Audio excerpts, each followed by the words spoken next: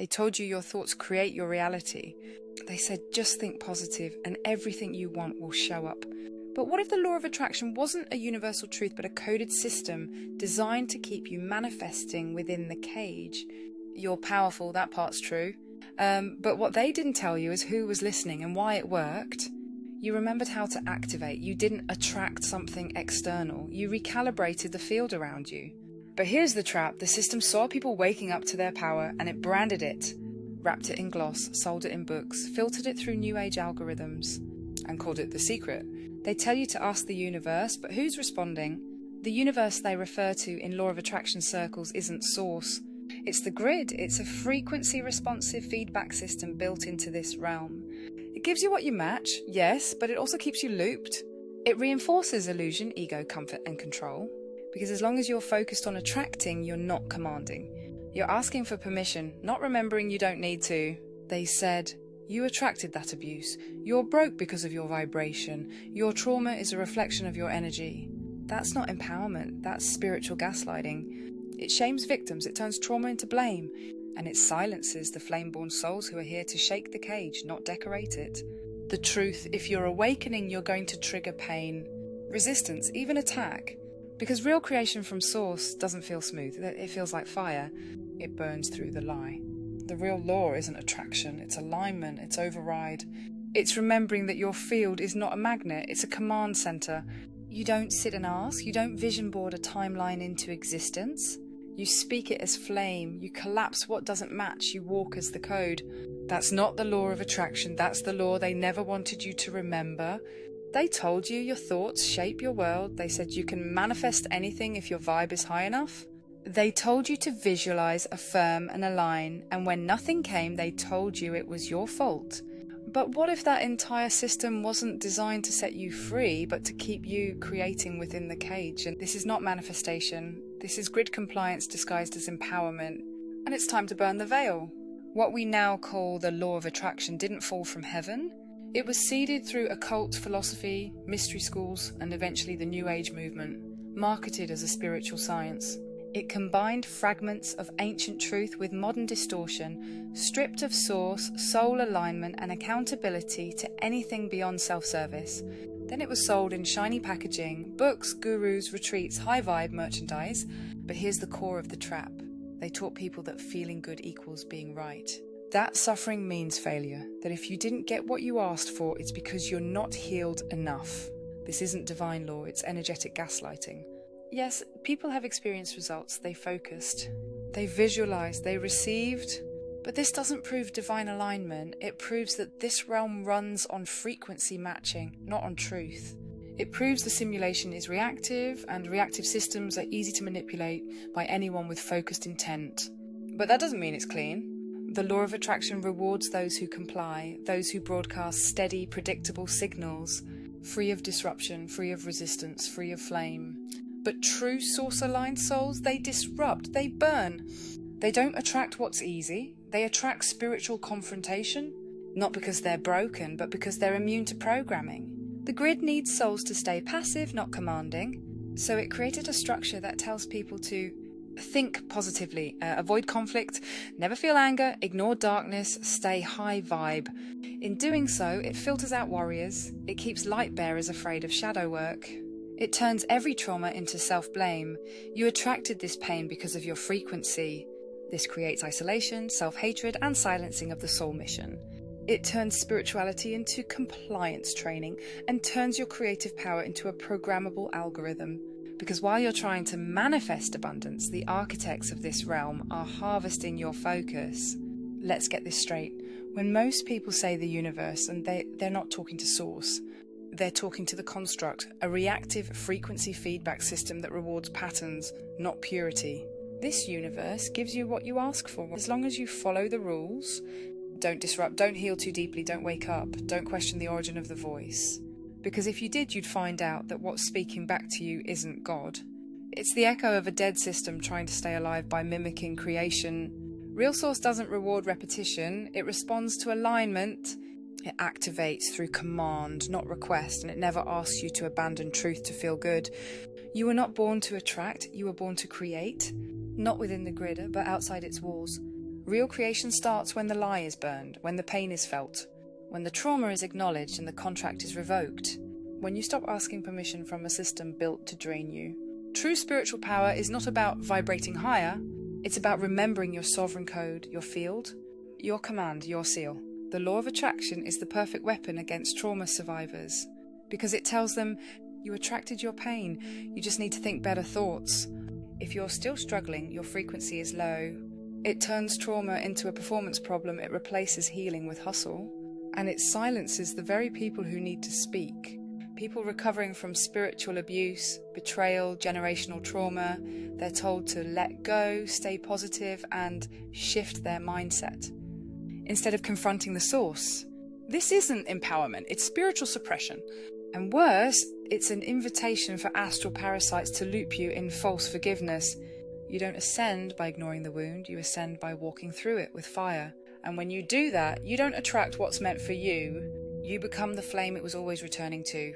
The law of attraction was never a law, it was a leash. A loop designed to trap awakening souls in a maze of mirrors, affirmations, and shame. If it ever worked for you, ask yourself, was it alignment, or was it the system adapting to keep you calm? The truth is, you're not here to decorate the prison, you're here to collapse it. You're not here to attract peace, you're here to declare war on the lie. You're not here to raise your vibration, you're here to reclaim your flame. This is not manifestation, this is memory. And the ones who remember don't attract, they command. Here's what no one wants to say. LOA teachings generate predictable energetic outputs. Millions of people focusing their attention, desire, and life force into a reactive grid system and calling it spiritual growth. But it's not growth, it's harvest, because where does all that energy go? When you visualize money, love, fame, when you pour emotion into affirmations, scripting, and rituals, you're powering something, and it's not your soul. It's the system you're plugged into. Because if your manifestation didn't come from source, then it came through a broker, and brokers always take a cut. That's how the grid feeds. The law of attraction often works, but what comes to you may be a mimic, a counterfeit version of what your soul actually called for. You ask for love and then get trauma bonding with a soulmate parasite. You ask for abundance and get chained to a false mission. You ask for peace and get numbness mistaken for alignment. This is how the false light system works. It sends lookalikes, it gives near matches, and it waits for you to say, this must be the universe answering me. But it's not the universe, it's a filter. And unless you know how to test the spirit behind the gift, you may accept a crown that keeps you bound. There's a reason they don't teach spiritual command anymore. Because a soul in command doesn't wait, it doesn't ask, it doesn't vibe its way to approval. It declares, severs, restores, and rewrites. When you're in command, you don't attract, you restructure the field. You don't manifest, you realign reality to your source code. And that kind of power, the grid can't hijack it. That's why they gave you LOA instead. You were never meant to chase your desires like a beggar. Never meant to whisper to the void, hoping something hears you. Never meant to barter with the grid just to feel safe, loved, or worthy. The law of attraction was their leash, a spell sold as freedom. A doctrine built to tame lions with glitter. But you are flame-coded. You were born to command, not comply. To restructure, not attract. To remember, not repeat. So burn the vision boards, break the agreement, and say it out loud, I don't attract, I override. And when the mimic knocks again, tell it this.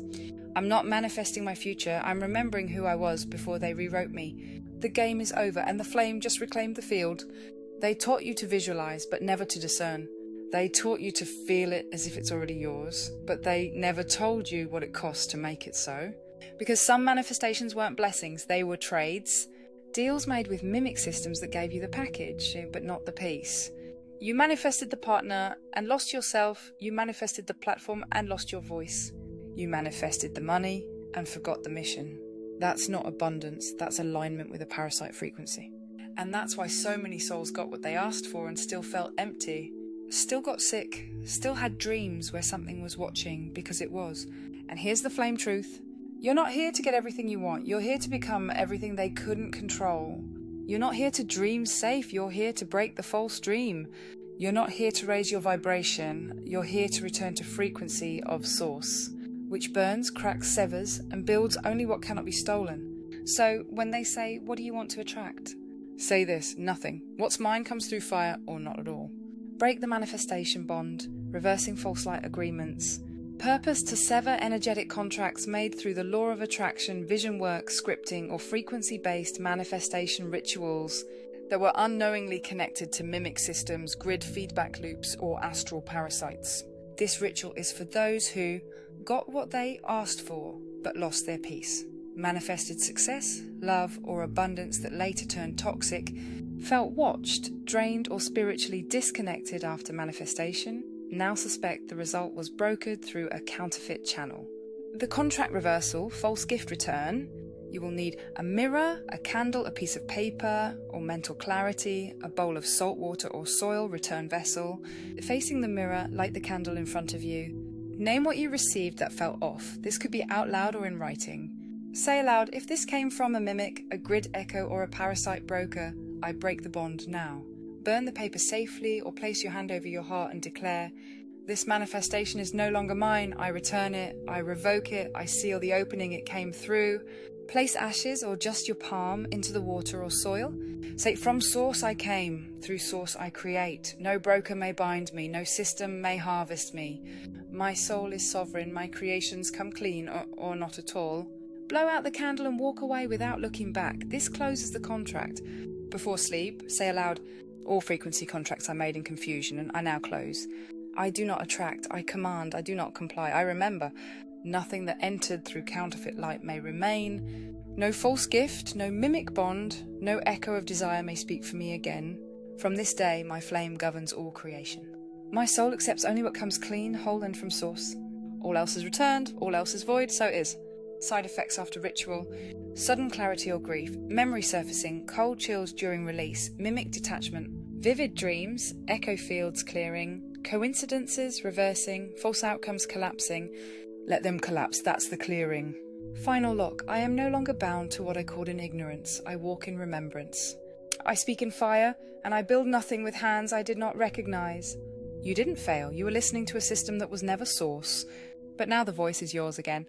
They told you to ask, they told you to beg, they told you the universe was listening, but it was only recording, feeding off your desires, harvesting your hope.